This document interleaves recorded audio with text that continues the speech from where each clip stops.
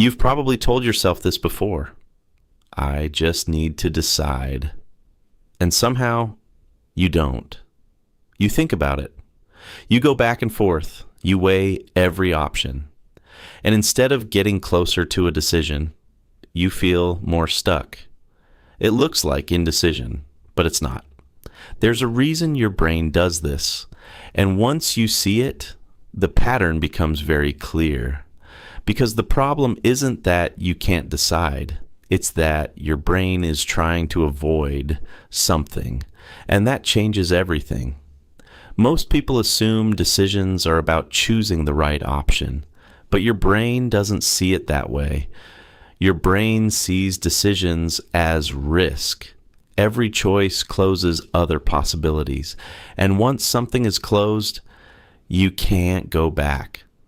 That's what your brain reacts to, not the choice itself, but the loss of everything you didn't choose.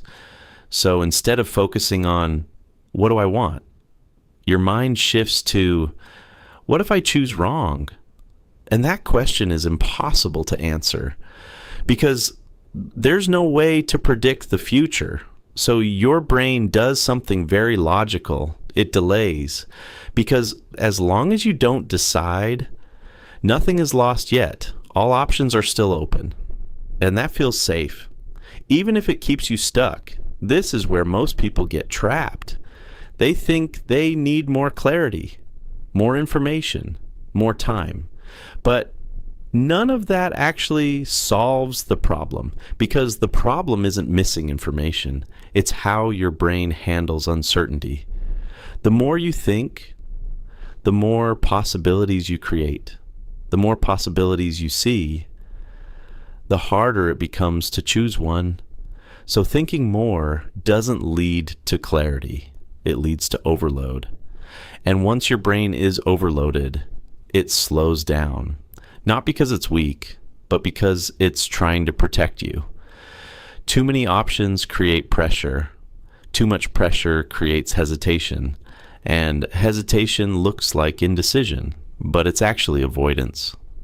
Your brain is trying to avoid the feeling of being wrong, and that feeling is stronger than most people realize. Because choosing something means responsibility. If it goes well, you were right. If it goes wrong, it's on you. And your brain would rather delay that moment than risk making a mistake. So it keeps you in the loop, thinking, comparing, reevaluating, over and over again, until even simple decisions start to feel heavy.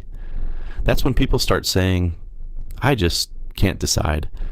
But what's really happening is this. You're trying to find a decision that feels completely safe, and that doesn't exist. Every real decision has uncertainty. Every choice has risk, and your brain knows that. So it keeps searching for a version where that risk disappears, but it never does.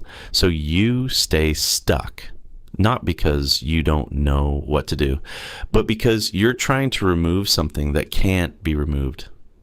Uncertainty. And the more you try to eliminate it, the longer you delay. This is why even small decisions can feel overwhelming, because your brain treats them like they matter more than they do. Not logically, but emotionally. It assigns weight to outcomes. It imagines consequences. It plays scenarios in your head. And suddenly, something simple feels complex. Something small feels important.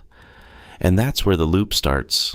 You think, you hesitate, you think more, you delay, and every time you delay, the decision gains more weight. Because now it feels like, if I've spent this much time thinking about it, it must really matter. So the pressure increases, and the longer you wait, the harder it becomes to act. Not because the decision changed, but because your perception of it did. This is where most people get stuck for a long time, because from the outside it looks like they just need to choose, but internally it feels like something much bigger. It feels like risk, like pressure, like responsibility. And your brain reacts to that by slowing you down. But here's the part that matters. Your brain isn't trying to sabotage you. It's trying to protect you from regret, from failure, from making the wrong choice. But in doing that, it creates a different problem. It keeps you in place because avoiding a wrong decision often means not moving at all. And not moving has its own cost: missed opportunities, lost time, constant mental pressure. And that pressure doesn't disappear, it builds. Because unfinished decisions stay active in your mind. They keep pulling your attention back again and again. That's why it feels like you're always thinking about the same things. It's not random. Your brain is trying to resolve something, but it doesn't know how because it's waiting for certainty, and certainty never comes. So, what actually changes this? Not more thinking, not more analysis, but a shift in how you see decisions. Instead of asking, what if I choose wrong? You start asking, can I handle it if this isn't perfect? That's the difference, because the goal was never to eliminate risk. It was to be able to deal with it. Once your brain understands that, something shifts. The pressure drops. Not completely, but enough to move. Because now you're not trying to find the perfect option. You're choosing an option you can work with. And that's all a decision really is. Not a guarantee, not a final answer, just a direction. And directions can change, adjust, evolve. But they require one thing first: movement. And movement only happens once you stop trying to control the outcome completely, because that's what kept you stuck. Not the decision itself, but the idea that it had to be right. Once you let go of that, decisions become lighter, not easy, but possible.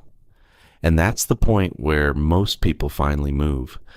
Not because they found certainty, but because they stopped waiting for it. And once that happens, you realize something important. You were never unable to decide. You were trying to avoid the feeling that comes with deciding. And once you understand that, you're no longer stuck in the same way, because now you see the pattern. And when you see the pattern, you can step out of it. Not perfectly, not instantly, but consciously. And that's enough to change everything.